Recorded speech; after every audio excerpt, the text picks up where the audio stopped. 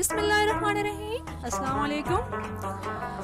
अल्लाह रब्बुल इज़्ज़त से दुआ है जी आप जहाँ रहें खुश रहें, सलामती के साथ रहें। आज हम फिर एक जगह पे सफ़र कर रहे हैं, सोचा आपको भी दिखा दिया जाए।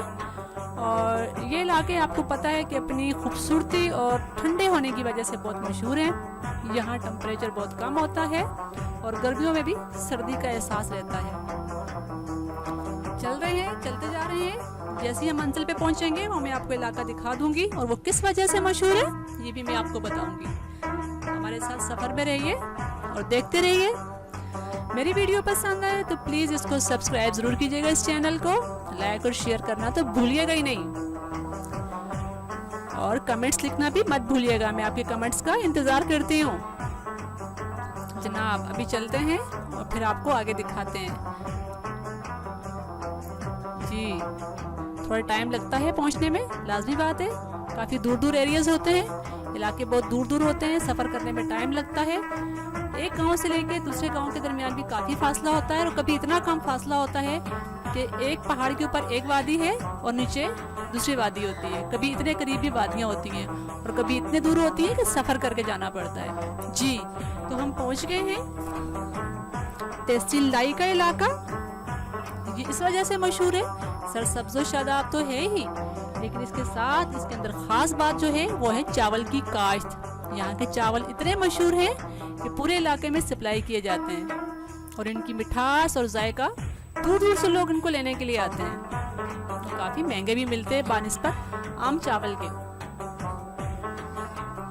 इसके बाद हम चलेंगे जी तहसील इलाई के इलाके में, जो कि एक बना हुआ है डैम भी मैं आपको दिखाऊंगी।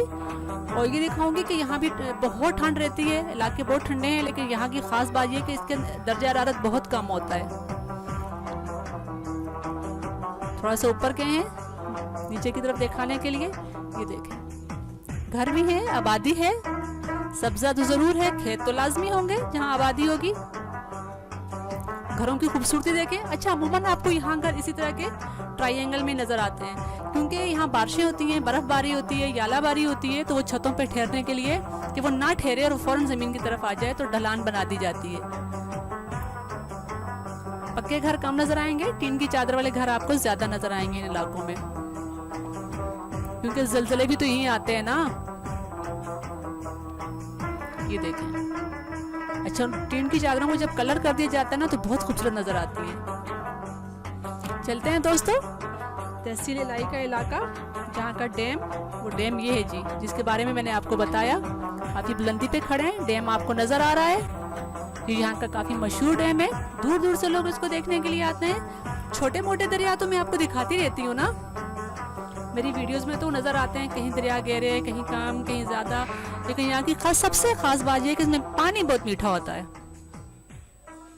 जी थोड़ा सा आगे जाएंगे तो यहाँ पर इनका एक पावर हाउस भी है, जिसकी वजह से पूरे शहर को, इलाके को बिजली मुहैया की जाती है। इससे आगे भी एक जगह है, वो भी दिखाऊंगी और बड़े मजे की, और इसके बारे में मैं आपको एक खास बात भी बताऊंगी। जी देख लिया डैम, चलें फिर आगे। चलते हैं, चलिए हमारे साथ फिर एक ऐसे इलाके में जो कि जिसकी वजह शोहरत क्या है आप सुन के हैरान रह जाएंगे। डैम से बाहर तो चले हैं, हाँ जी चलते हैं ना फिर।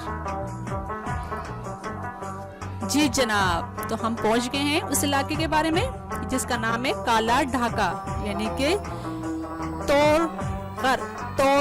बड़ा मुश्किल किस्म का नाम है, लेकिन ये इस वजह से मशहूर है कि किसी जमाने में यहाँ इतने ज्यादा चीड़ और प्यार के दरख्त होते थे कि सूरज की रोशनी जमीन तक नहीं आती थी, दिन में भी अंधेरा रहता था और क्रिमिनल लोगों की बहुत मजबूत पनाहगाह होती थी। ये तोड़ का मतलब होता है काला, और इसके अलावा लोगों की मेहरबानियां, उन्होंने दरख्त काट काट के रोशनी को जमीन तक पहुंचा दिया। इसके बावजूद भी आपको नजर आ रहा होगा कि कितने दरख्त हैं।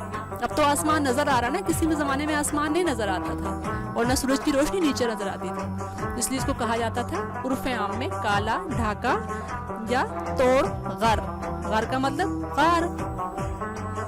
मुझे बहुत अच्छा लगा, लेकिन आपको भी पसंद आएगा। इस इलाके की वजह शोहरत कि यहाँ पर कई सदियों तक ज़मीन पर रोशनी नहीं पहुंची। सूरज की रोशनी ज़मीन को नहीं छू सकती थी। ये हम लोगों की मेहरबानियाँ हैं कि दरख्तों की कटिंग के बाद वो ज़मीन तक आ गई और फिर ये इलाका ऐसा हो गया। दोस्तों, मिलते हैं अगली वीडियो में। इजाज़त दीजिएगा, दुआ में याद रखिएगा। अल्लाह हाफिज़।